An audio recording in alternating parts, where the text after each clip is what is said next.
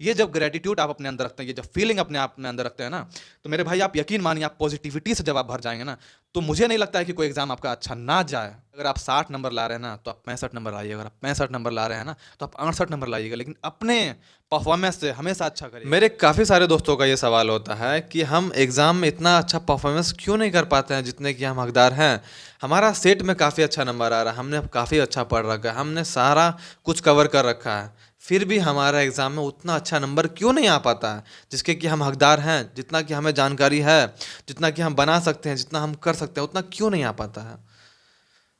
तो ये जो छोटी छोटी गलतियां जो हम लोग से होती है ना, इसी पर हम लोग डिटेल में बात करेंगे इस वीडियो में।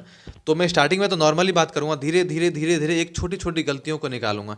ये सारी गलतियां मेरी की हुई हैं, मैंने इन सारी गलतियों को नोटिस किया, इस चीज़ को मतलब इम्प्रूवमेंट किया। तो ये सारी गलतियां मैं आपके साथ शेयर करूंगा। जो गलतियां मैंने की ना, मैं चाहता हूं कि वो गलतियां आप लोग ना करें। छोटी छोटी गलतियां हैं, जो लोग भी इस वीडियो को बारीकी से समझेंगे ना, वही लोग ये बात फील कर पाएंगे। जो लोग कि एग्ज़ाम दिए हैं, उनसे भी ये गलतियां हुई हैं, वो लोग ये चीज़ को फील कर पाएंगे। क्योंकि देखिए, अभी नए नए विद्यार्थी हैं ना, उनके अंदर उतना नहीं है ये सब चीज़ कि वो इस चीज़ को गहराई से समझ पाएँ, क्योंकि उन्होंने ज़्यादा एग्ज़ाम नहीं दिया। हो सकता है वो डिसलाइक करके चले जाएंगे वीडियो को, कोई बात नहीं है। लेकिन हाँ, जो भी इस बात को बढ़िया से समझेगा ना मेरे भाई, बता रहा हूँ मैं आपको, छोटी छोटी चीज़ें ऐसी होती है ना, जिनका कि 2 या 3 नंबर का फ़र्क होता है एग्ज़ाम में। भले वो 2 या 3 नंबर आपको लगे कि 2 या 3 नंबर से क्या होता है, लेकिन मेरे भाई 2 या 3 नंबर से आदमी का जॉब लगता भी है और छूटता भी है। याद रखिएगा इस बात को। हर एक नंबर का महत्व है, चाहे वो पॉइंट में ही क्यों ना हो। इसीलिए हम लोग को कोशिश करना है हमारा बेस्ट देने का एग्ज़ाम में, वो छोटी छोटी गलतियां ना हो। चूँकि हम लोग 3 साल से प्रिपरेशन कर रहे हैं, आप लोग अभी 3 साढ़े 3 साल से प्लस हो गया है आप लोग का प्रिपरेशन करते हुए। चूँकि आपका वो 3.5 साल को निचोड़ करके 1.5 घंटे में आपको नापा जाएगा, ठीक ना। उस 1.5 घंटे में नापा जाएगा, तो क्या हम लोग को गलतियां नहीं करनी है, ये हम लोग डिटेल में डिस्कस करेंगे इस वीडियो में। आइए वीडियो स्टार्ट करते हैं। देखिए, पहला जो मैं पॉइंट बताने जा रहा हूँ, ये मैं काफ़ी लोगों को देखा हूँ, नोटिस किया हूँ कि जो लोग एग्ज़ाम के पहले पढ़ने लगते हैं, यानी बता रहा हूँ क्या, एग्ज़ाम के 1 दिन पहले 2 दिन पहले वो लोग खूब पढ़ते हैं, एग्ज़ाम के दिन भी पढ़ते हैं, ट्रेन में सफ़र कर रहे हैं तो भी पढ़ रहे हैं, तो भी क्विज कर रहे हैं, तो भी एक दूसरे से पूछा पूछी कर रहे हैं, और एग्ज़ाम सेंटर पर जाके भी वो पढ़ रहे हैं। मेरे भाई, ये गलती कभी भी मत करिए। जो लोग, अभी मैं आपको बताऊंगा, मैं ये जो गलतियां कर रहे हैं ना मेरे भाई, इससे काफ़ी इफेक्ट पड़ता है आपके मानसिक स्थिति पर, आपका साइकोलॉजिकली किस तरह अनबैलेंस होता है, मैं आपको डिस्कस करता हूँ इस वीडियो में। देखिए, होता क्या है ना, अक्सर लोग गलतियां करते हैं। मैं कभी भी बता रहा हूँ, मैं शुरू शुरू में मैंने ये करके देख चुका है भैया, इसका काफ़ी इफेक्ट पड़ता है। जो एग्ज़ाम के दिन जो लोग पढ़ते हैं ना, बड़ा गलती करते हैं। देखिए, बता रहा हूँ क्या होता है। जब एग्ज़ाम के दिन जो पढ़ते हैं ना, वो आप प्रेशर में पढ़ते हैं, एग्ज़ाम की 1 दिन पहले 2 दिन पहले, और एग्ज़ाम के दिन एग्ज़ाम के सेंटर के पास जो लोग मुझे पढ़ते हुए दिखाई देते हैं ना, मैं अक्सर देखता हूँ कि उन लोगों के ऊपर प्रेशर रहता है, वो टेंशन में होकर पढ़ते रहते हैं। होता क्या है ना कि उस दिन जो पढ़ते हैं ना, उस दिन पढ़ा हुआ याद रहेगा भले एग्ज़ाम में, लेकिन बाकी सारा भूल जाएंगे। होता क्या है ना, जब आप प्रेशर में किसी चीज़ को पढ़ते हैं ना, और जब एग्ज़ाम सेंटर में आप खोलते हैं ना, तो आपको डाउट पैदा होने लगता है। वो डाउट इतना बड़ा होता है ना, चूँकि आपका माइंड उस समय बहुत सेंसिटिव होता है, बहुत ही ज़्यादा। चूँकि आपके 3.5 साल को 1.5 घंटा में नापा जाएगा, इसलिए आप जो है बहुत ज़्यादा अलर्ट होते हैं। उस समय क्या होता है, जब आप किताब निकालते हैं ना, तो देखते हैं एक चैप्टर, ये चैप्टर देखें, भले आप 10 लाइन लगेगा कि हमको ये पढ़ा हुआ 10 लाइन है, लेकिन आगे का 2 लाइन अगर आपको मिल गया ना, जो कि लगे कि डाउट हो गया आपको, वहीं आपका डाउट पैदा शुरू होने लगता है। फिर आपको हर चैप्टर हर सब्जेक्ट में आपको डाउट दिखाई देने लगेगा, और इतना डाउट दिखाई देने लगेगा ना कि उस दिन आपका कॉन्फिडेंस गिर जाएगा, और सबसे बड़ा इफेक्ट पड़ेगा एग्ज़ाम में मेरे भाई, सबसे बड़ा इफेक्ट। ये गलती मेरे भाई कभी भी मत करिए। एग्ज़ाम के 1-2 दिन पहले पढ़ना ही छोड़ दीजिए, नहीं तो क्या होता है, वो प्रेशर में पढ़ा हुआ चीज़ आपको एग्ज़ाम में काम नहीं आएगा। और वो क्या करेगा ना कि आपका एग्ज़ाम में इतना इफेक्ट करेगा कि पुरानी पुरानी सारी चीज़ों को भी मतलब कि माइंड से जो है अनबैलेंस करने लगेगा। जितना भी आप 3 साढ़े 3 साल में आपने पढ़ के उसको सरिया के रखा हुआ है ना, उसको अनबैलेंस करने लगेगा। साइकोलॉजिकली इफेक्ट पड़ता है मेरे भाई, वो सारी चीज़ें इतना इफेक्ट करती हैं। एग्ज़ाम के दिन कभी भी नहीं पढ़ना चाहिए, क्योंकि आदमी प्रेशर में होता है। उसके बाद क्या, उस दिन आपको इतना डाउट पैदा होने लगेगा ना कि आपका कॉन्फिडेंस वो गिरा देगा। हर जगह आपको डाउट निकलने लगे। एक डाउट जहाँ शुरू हुआ ना, फिर लगेगा कि अरे यार हमको वो चैप्टर भी देखना चाहिए, उसमें थोड़ा सा डाउट था मेरा, फिर वो डाउट और बड़ा हो जाएगा। फिर सोचेंगे कि अगला चैप्टर देखते हैं, अगला चैप्टर में भले आप 4 लाइन 5 लाइन आपको अच्छा लगे या पूरा पेज अच्छा लगे, लेकिन 2-4 चीज़ें भी अगर उस दिन डाउट की निकल गई तो आपका कॉन्फिडेंस लेवल गिरा देगी, ठीक ना। उस दिन कभी भी मत पढ़िए, बता रहा हूँ मैं। भले आपको लगता है कि हाँ मुझे बुक कैरी करना चाहिए, बुक कैरी करिए, लेकिन कभी पढ़िए मत मेरे भाई। मैं ट्रेन में अक्सर लोगों को देखता हूँ कि सब खूब पढ़ते रहते हैं, खूब क्विज करते हैं भाई। क्यों करते हैं भाई क्विज, बताइए, फालतू का। क्या आपको लगता है कि आपने उतना दिन से 3.5 साल से नहीं पढ़ा और आप एक दिन 2 घंटा 4 घंटा पढ़ करके आप एग्जाम में बहुत अच्छा परफॉर्मेंस कर लेंगे? कभी नहीं होने वाला है। बल्कि जितनी सारी चीज़ें आपने पढ़ रखी है ना, उसको भी आप चौपट कर दीजिएगा। ये गलतियां कभी भी मत करिए मेरे भाई। और दूसरी गलती क्या है, लोग देखता हूँ, मैं खुद ऐसा करता था पहले मेरा एमटीएस का एग्जाम था। मैंने इतना शेड्यूल बना के रखा ना, मेरा अगर 1 बजे से एग्जाम शुरू है ना, तो मैं पहुँचूँगा 11 बजे। इतना शेड्यूल बना के रखा, बताइए। और उस दिन क्या हुआ पता, मेरा एग्जाम मिस हो गया। एक और दिन बता रहा हूँ मेरे से क्या हुआ था, कि मैंने सोचा था कि मेरा एग्ज़ाम है और दोपहर में मेरा एग्ज़ाम है और मैं पहुँचूँगा सुबह। उस दिन हुआ कि गाड़ी लेट था और मैं पहुँचा लगभग एग्ज़ाम के 1 घंटा पहले, ठीक है। 1 घंटा पहले वहाँ पहुँचा, एग्ज़ाम सेंटर लगभग 15 से 20 मिनट पहले पहुँचा, एक्यूरेट टाइम पर। लेकिन पता है कितना प्रेशर में पहुँचा मैं, मुझे डाउट हो गया। पूरा दिन मेरा जो सफ़र में बीता, नींद ना ले पाया, ना अच्छा से नहा धोआ के, ना फ्रेश हो पाया, कुछ नहीं। और एग्ज़ाम में पहुँचा, पता उसका साइकोलॉजिकली बहुत इफेक्ट पड़ा। मैं प्रेशर में था, मुझे डाउट था कि मैं पहुंच पाऊंगा भी या नहीं पहुंच पाऊंगा। एक तो पहुंचा, ऊपर से मैं फ्रेश नहीं हूँ, अच्छा खाना नहीं खा पाया, टाइम नहीं मिल पाया भाई। उसके बाद क्या ना, एग्ज़ाम में यार मतलब उसका एकदम चौपट कर देता है एग्ज़ाम मेरे भाई हमेशा मैं ये रिक्वेस्ट करूँगा, कभी भी कहीं भी आपका एग्ज़ाम सेंटर देना, तो हमेशा एक दिन पहले पहुँचिए, वहाँ रूम बुक करिए और जो है सुबह आराम से फ्रेश होकर एग्ज़ाम दीजिए। क्यों बता रहा हूँ मैं आपको, आपने 3.5 साल दिया है जिस चीज़ को, 3.5 4 साल जिस चीज़ को दिया है, तो उस चीज़ के लिए आप अगर सोचते हैं कि हम रूम रेंट बचा करके हम बहुत बड़ा थी काम कर लेंगे, मेरे भाई सबसे बड़ा गलती कर रहे हैं। कभी भी पैसा लौट के आ जाता है मेरे भाई, लेकिन समय आपका लौट के नहीं आएगा। ये वैकेंसी कभी लौट के नहीं आएगा। ये समय जो होता है ना मेरे भाई, पैसों से कहीं ज़्यादा ऊपर होता है, समझे। आपको क्या लगता है कि हम 500 रुपया रूम रेंट का बचा लेंगे, डायरेक्ट एग्जाम में पहुंचेंगे? उससे एग्जाम में पता है आपका कितना फ़र्क पड़ेगा? 3 से 5 नंबर का फ़र्क पड़ेगा। अगर वो 3 से 5 नंबर का फ़र्क पड़ा एग्ज़ाम में, आपको पता है 3 से 5 नंबर का महत्व कितना होता है। जो लोग मेरे भाई, जो लोग एग्ज़ाम में छूटे हैं ना थोड़े थोड़े नंबर से, मेरा एक दोस्त है जो कि एसएससी सीजीएल का एग्ज़ाम बता रहा हूँ मैं, उसका 1 नंबर से उसका मेरिट बनने से छूटा, सब कुछ हो गया था, सिर्फ मेरिट नहीं बना उसका 1 नंबर से। उसको महत्व पता है कि 1 नंबर से क्या महत्व होता है एसएससी सीजीएल में। तो इस चीज़ को समझिए। अगर कहीं भी आपको लगता है कि मेरा 1 नंबर 2 नंबर अगर इस चीज़ का बढ़ सकता है ना मेरे भाई, तो वहाँ वो पैसा आप खर्च करिए। आपको लगता है कि ये कोचिंग करना है, मुझे करना चाहिए, मेरा ये वीकनेस है, ये चैप्टर मुझे इनसे पढ़ना चाहिए, तो पढ़िए आप। पैसों का केयर मत करिए, 100 200 500 1000 रुपया 2000 रुपया 5000 10,000 रुपया वो लौट के आ जाएगा, लेकिन आपका समय लौट के नहीं आएगा। कहीं भी अच्छा टीचर अगर आपको मिले, पढ़िए, बता रहा हूँ। जैसे कि मैं अब पढ़ाई का मैं अगर बात करना चाहूँगा, तो पढ़ाई में बता रहा हूँ मैंने पटना में मैंने कोचिंग वगैरह किया है, सारे के सारे बेस्ट टीचर हैं, सुपर टीचर हैं। मेरे पास पैसा उतना नहीं था, लेकिन मैं पापा को हमेशा एक ही बात बोलता था कि पापा देखिए, एग्ज़ाम में रिजल्ट अगर चाहिए ना पापा, तो बेस्ट पढ़ाई पढ़ना है और एक ही बार पढ़ना है और बेस्ट पढ़ना है, ठीक है। ऐसा नहीं कि मैं कम पैसा वाला देखूं कि कहाँ कम पैसा में पढ़ाते हैं, कभी ऐसा नहीं। आप कर्जा ले लीजिए, लेकिन रिजल्ट आपको एक ही बार में मिलेगा और पहले एग्ज़ाम में मिलेगा। कोई लड़का अगर पटना में 2 साल खर्चा 2 लाख रुपया खर्चा कर रहा है ना, तो मैं 3 लाख रुपया खर्चा करूँगा। वो 1 लाख रुपया मैं एक्स्ट्रा खर्चा करूँगा अपना समय बचाने के लिए। अच्छा, जब पढ़ाई पढ़ेंगे ना, आप तो पहली वैकेंसी में सेलेक्ट होंगे। जब पहली वैकेंसी में सेलेक्ट होंगे और दूसरी वैकेंसी का जो गैप होता है ना, उतने समय आप कमाएंगे ना, तो आप उससे कहीं गुना ज़्यादा कमा लीजिएगा, ठीक ना। यही बात है कि अच्छा पढ़ाई पढ़िए और एग्ज़ाम में हमेशा एक दिन पहले पहुँचिए। अब बता रहा हूँ मैं थर्ड चीज़ बता रहा हूँ मैं आपको। लोग क्या करते हैं ना कि एग्ज़ाम के दिन काफ़ी सारी गलतियाँ करते हैं। सुबह उठ करके लोग कुछ मतलब रेडी करके नहीं रखते हैं। होता क्या है ना, मैं हमेशा क्या करता हूँ, एग्ज़ाम की एक दिन पहले जहाँ रूम पहुँच गया ना, रूम वगैरह ले ले करके आराम से फ्रेश व्रेश हो गया, और रात में सोने से पहले पहले तो मैं वहाँ पढ़ता नहीं हूँ, सीधी सी बात बता रहा हूँ मैं। कभी भी एग्ज़ाम के 1 2 दिन पहले से मैं पढ़ाई एकदम छोड़ देता हूँ, किताब को हाथ नहीं लगाता हूँ। हाँ, मेरे बैग में किताब रहेगा, लेकिन मैं हाथ नहीं लगाऊंगा किताब को। उस दिन क्या होता है, मैं सारा सामान अपना सरिया कर रखता हूँ रात में। क्यों सरिया कर रखता हूँ, कभी कभी बता रहा हूँ क्या होता है। अगर मान लीजिए मेरा मॉर्निंग शिफ्ट में एग्ज़ाम है, ठीक है, और मैंने एग्ज़ाम का प्रिंट आउट नहीं निकाला है एडमिट कार्ड का, मेरा आधार कार्ड सही है या नहीं है, या कहीं मिस हो गया, मतलब एक बार होता है ना और कपड़ा अच्छा होना चाहिए। तो ये सारा चीज़ जो है ना, मतलब थोड़ा थोड़ा चीज़ है, लेकिन महत्व रखता है, बता रहा हूँ मैं आपको। जब आप एग्ज़ाम सेंटर पर जाने से पहले, यानी कि आपका अगला दिन एग्जाम है, उस सारी चीज़ों का प्रिपरेशन अगर आप एक दिन पहले रात में कर लेते हैं ना सोने से पहले, तो उस दिन आपको एक एक चीज़ें एकदम बहुत सहूलियत से मिलेगी। जैसे मैं क्या करता था, सारा कपड़ा जो भी होता है मेरा, मतलब जो भी एक सेट में लेके जाता था एक्स्ट्रा इस्त्री करके कपड़ा, एकदम फ्रेश कपड़ा जो कि मेरा लकी कपड़ा होता था, जो कि पहन के मुझे प्राउड फील होता है, मुझे अच्छा फील होता है ना, वो कपड़ा मैं रखता था एग्जाम के लिए। ठीक है, फिट कपड़ा, अच्छा कपड़ा रखिए। उससे पता है क्या होता है, जब आप अच्छा पहनते हैं ना, अच्छा फीलिंग आता है।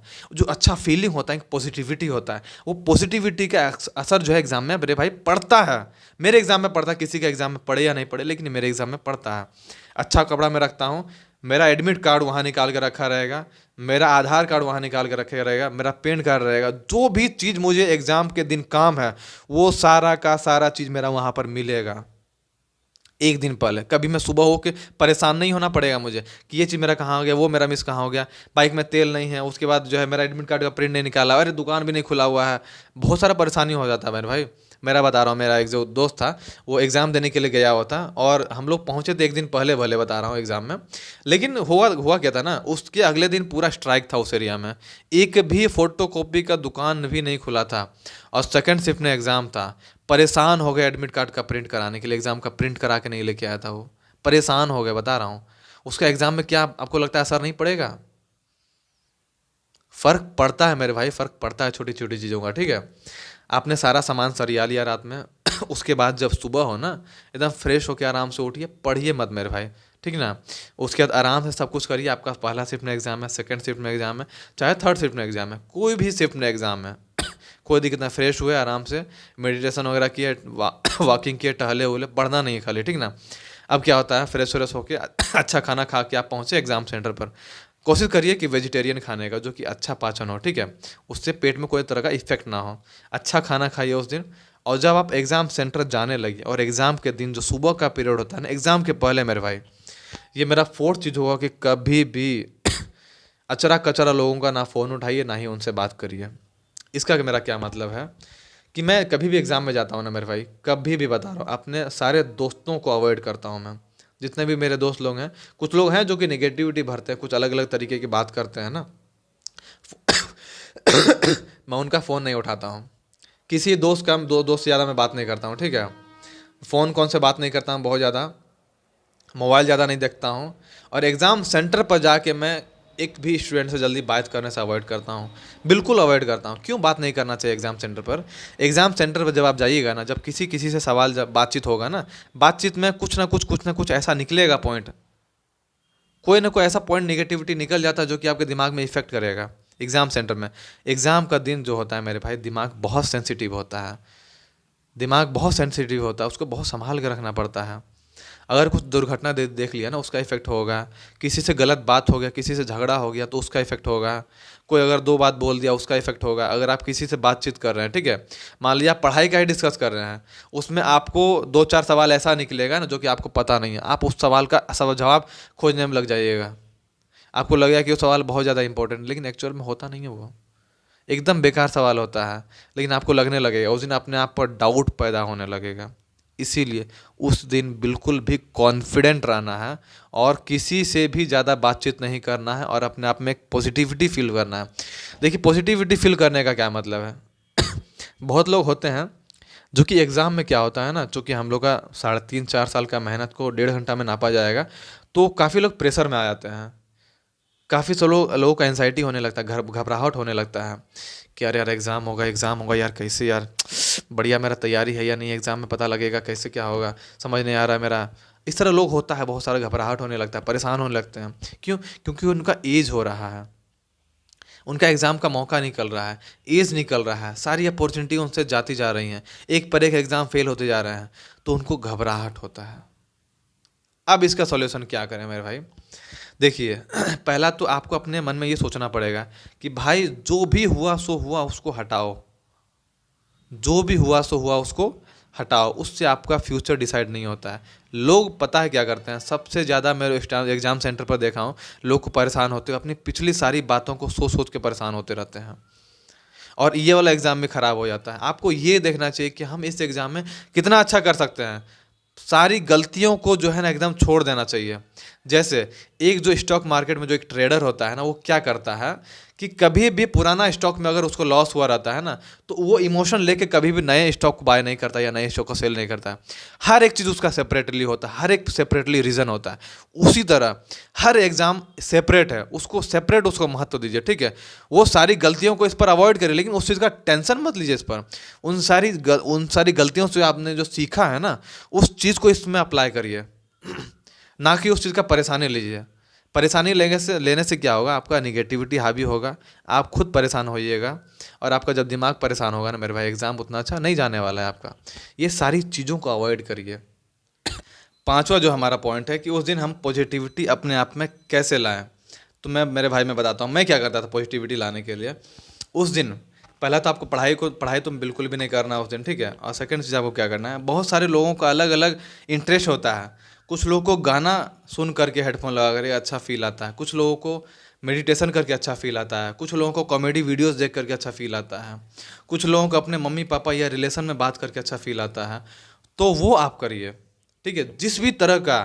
जिस भी चीज़ों से आपको अच्छा फील आता है वो करिए। जैसे बता रहा हूँ मैं क्या करता था, मैं एग्ज़ाम के दिन एग्ज़ाम सेंटर पर पहुँचने के बाद सिर्फ और सिर्फ दो चीज़ करता था। वो क्या करता था मैं आपको, पहला मैं अपना मम्मी पापा से बात करता था, सिर्फ एक चीज़ पहला, ठीक है। सेकंड चीज़ क्या होता था कि मैं कॉमेडी वीडियोस देखता था और गाना सुनता था थोड़ा, वो भी मात्र 10 से 15 मिनट के लिए। क्यों बता रहा हूँ मैं, एग्ज़ाम से पहले होता है क्या ना, जब मैं ये चीज़ कर लेता हूँ ना, कॉमेडी वीडियो देखने से क्या होता है ना कि आप खुल के जब हंसते हैं ना, कोई अच्छा फेवरेट अगर आप मूवी का अगर वीडियो देख रहे हैं, सीन देख रहे हैं, मूवी क्लिप्स देख रहे हैं, तो उससे आपको जो हंसी आता है ना, आप एक अच्छा फील करते हैं, बहुत अच्छा फील आता है, ठीक ना।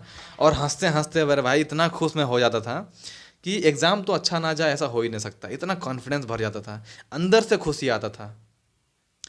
मैं गाना सुनता था, गाना सुनने से क्या होता है ना कि मोटिवेशन वाला गाना सुनिए, चाहे आप शांत वाला गाना सुनिए, आपको जैसा इंटरेस्ट है वैसा गाना आप सुन सकते हैं।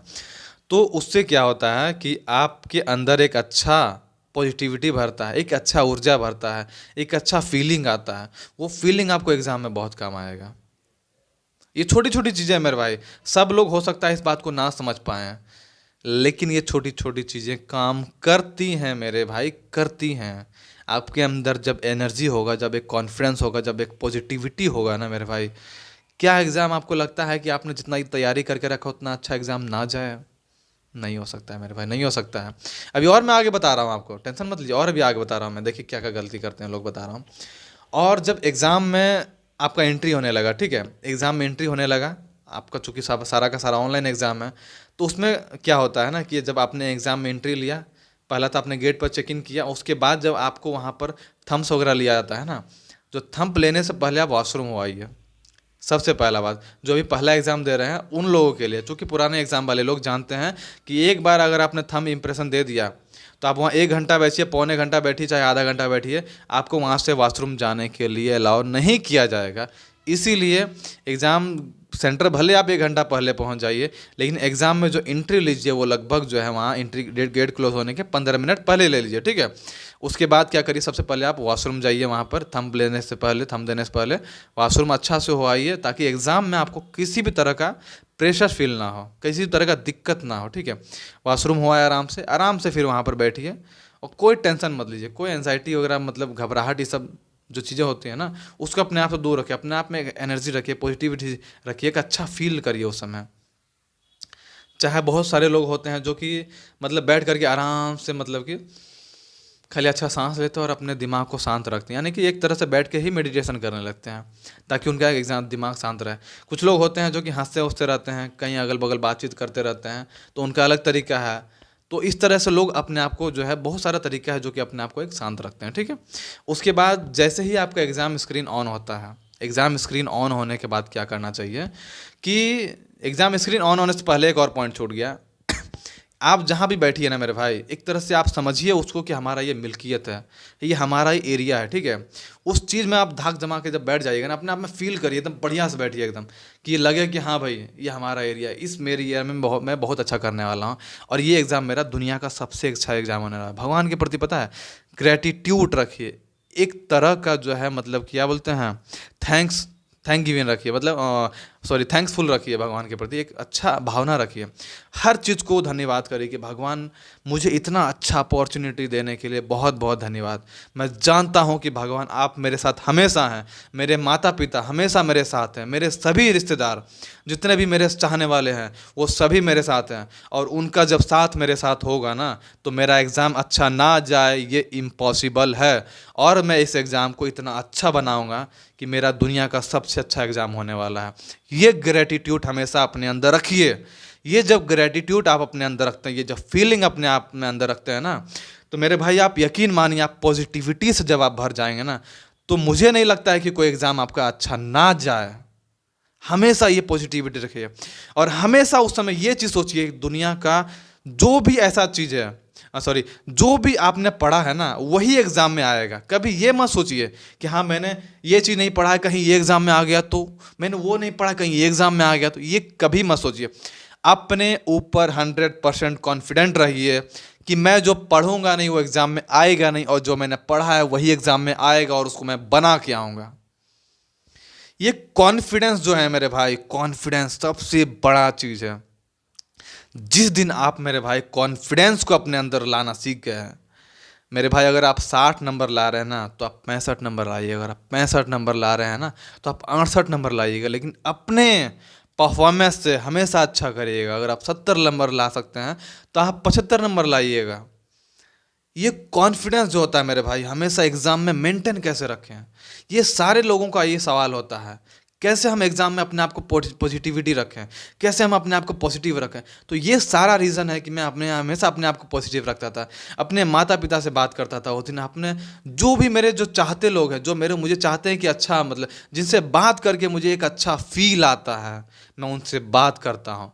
जो देख करके, जो कॉमेडी वीडियोस देख करके मुझे अच्छा फील आता है, मैं वो करता हूँ।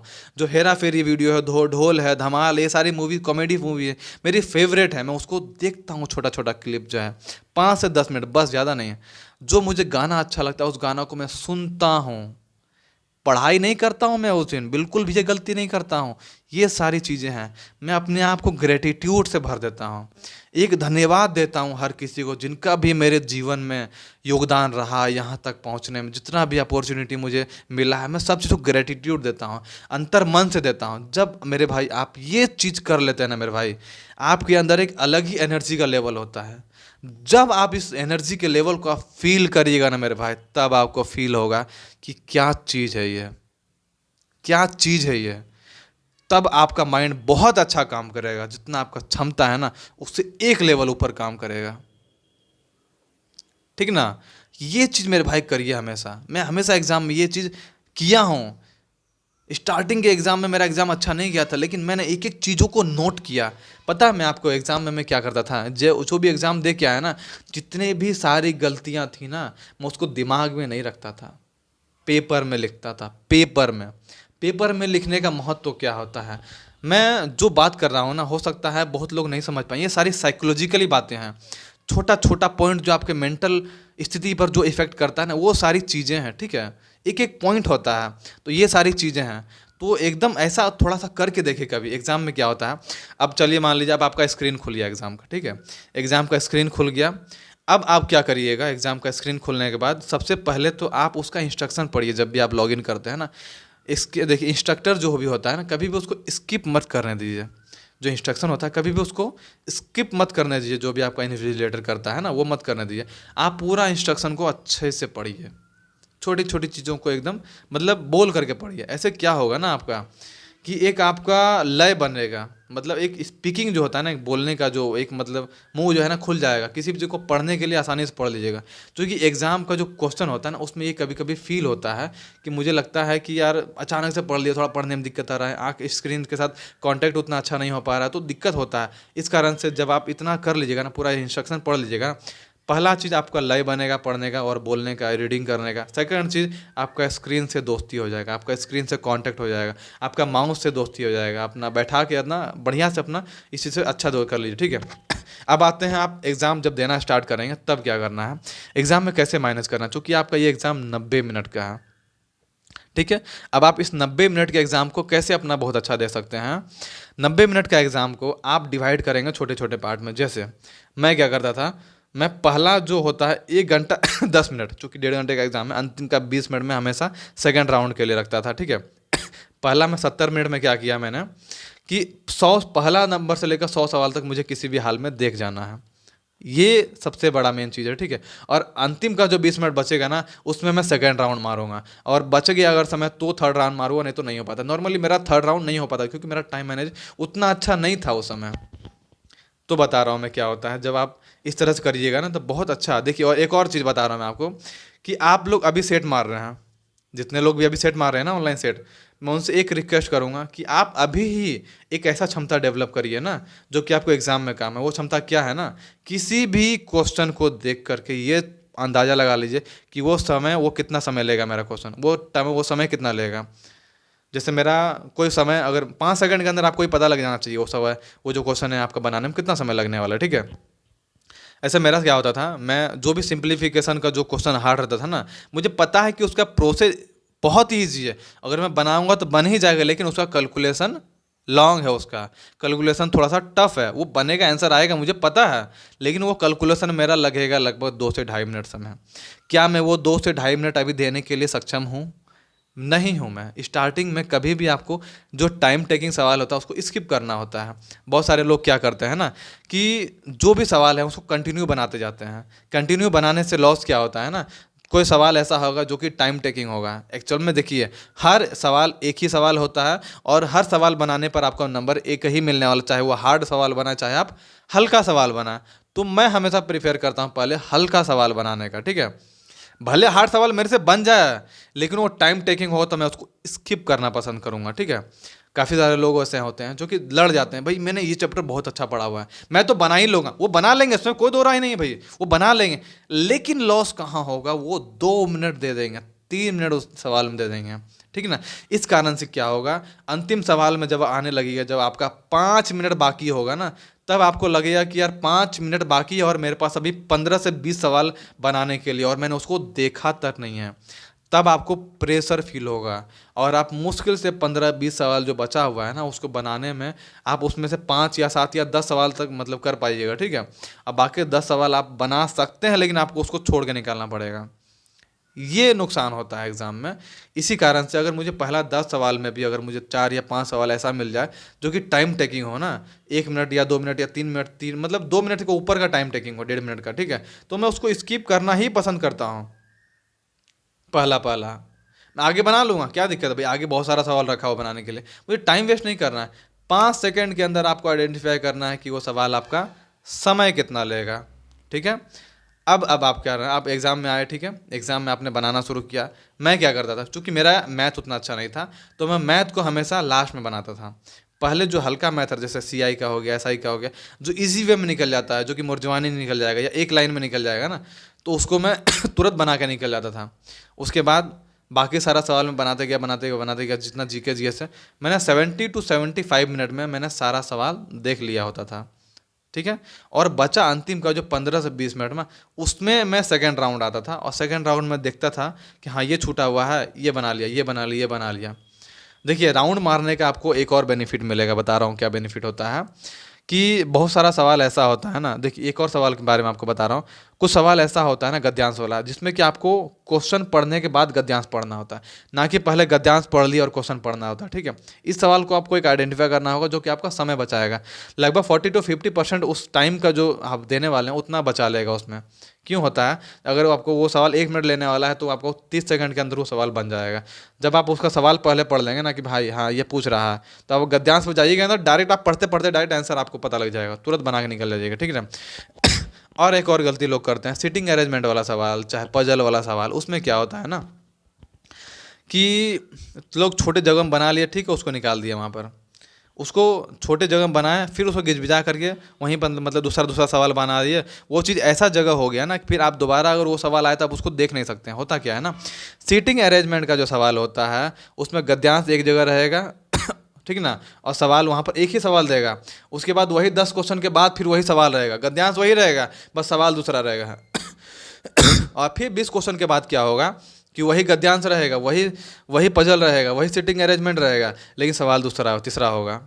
होगा क्या कि आप एक ही सिटिंग अरेंजमेंट है लेकिन सवाल 3 जगह पूछा गया है 3 सवाल। तो ऐसे सवालों को कैसे हल करें? ऐसे सवालों के लिए पहला तो आप देख लीजिए कि भैया हाँ, एग्ज़ाम में ये जो सवाल है मेरा, ये तुरंत बन जाएगा या नहीं बनेगा। तुरंत बनेगा तो तुरंत बना लीजिए उसको, लेकिन सिटिंग अरेंजमेंट सवाल, पजल और ये सब जो सवाल होता है ना, चाहे वो डीआई का हो, ठीक है, तो ये चारों ऐसा चैप्टर, तीनों चारों ऐसा है ना कि आपको उसका जो डायग्राम बना रहे हैं ना, उसको बहुत अच्छे जगह बनाना पड़ेगा, साफ सुथरा रहना चाहिए। क्यों बता रहा हूँ? क्योंकि उसका आगे सवाल देखने को आपको मिलेगा। एक्चुअल बता रहा हूँ मैं, ऐसा होता है मेरे भाई, ठीक है। तो मैं क्या करता था ना, उस सवाल को या तो मैं देख लिया ना तो बना लिया, तो मैं साफ सुथरा बनाता था, क्योंकि आगे उससे सवाल आएगा तो मैं तुरंत देख के उसको बना लूँगा। अगर वो मुझे लगता है कि हाँ वो सवाल टाइम टेकिंग, मैं उसको स्किप करने निकल जाऊँगा वहाँ से, और फिर जब दोबारा राउंड में आऊँगा तो मुझे उस समय एक चीज़ पता होगा कि सेम गद्यांश का, सेम सिटिंग अरेंजमेंट का, सेम पजल का, सेम डीआई का सवाल कहाँ कहाँ है पूछा हुआ। तो जब मैं उसको एक जगह सॉल्व करूँगा ना, पटापट तीनों का तीनों सॉल्व हो जाएगा, ठीक है। इस तरह से हम लोग इम्प्रूवमेंट कर सकते हैं अपने एग्ज़ाम में। तो ये रहा एग्ज़ाम का परफॉर्मेंस, कैसे हम अपने एग्ज़ाम में पॉजिटिविटी भरें, किस तरह से हम लोग सही चीज़ों का ध्यान रखें, किस तरह से हम लोग अपने आप में, मतलब अपना एग्ज़ाम में बहुत अच्छा दें। छोटी छोटी गलतियों को अवॉइड करना है, छोटी छोटी गलतियों को अवॉइड करने से आपको काफ़ी सारा बेनिफिट मिलने वाला है एग्ज़ाम में, ठीक ना। अभी जो मेरा अगला वीडियो आने वाला है ना, उसमें मैं क्या डिस्कस करूँगा कि एग्ज़ाम का जो सेट होता है ना, नहीं सॉरी, जो टेक्स्ट बुक का आप सेट मार रहे हैं, चाहे ऑनलाइन कहीं भी प्लेटफॉर्म का सेट मार रहे हैं या कहीं भी सेट मार रहे हैं, तो उसमें अपनी गलतियों को कैसे पकड़ें, कैसे इम्प्रूवमेंट करें, किन किन छोटी बारीकियों को हम पकड़ेंगे जिससे कि हमारा डेली एक दो नंबर करके इम्प्रूवमेंट होगा, ठीक है। 1 महीने के अंदर आपके अंदर एक अच्छा इम्प्रूवमेंट दिखने लगेगा जब आप इस चीज़ को करेंगे तो, ठीक है। तो ये सारी चीज़ें मैं अगली वीडियो में बात करूँगा, ठीक है। तो इस वीडियो में इतना ही, थैंक्स फॉर वॉचिंग।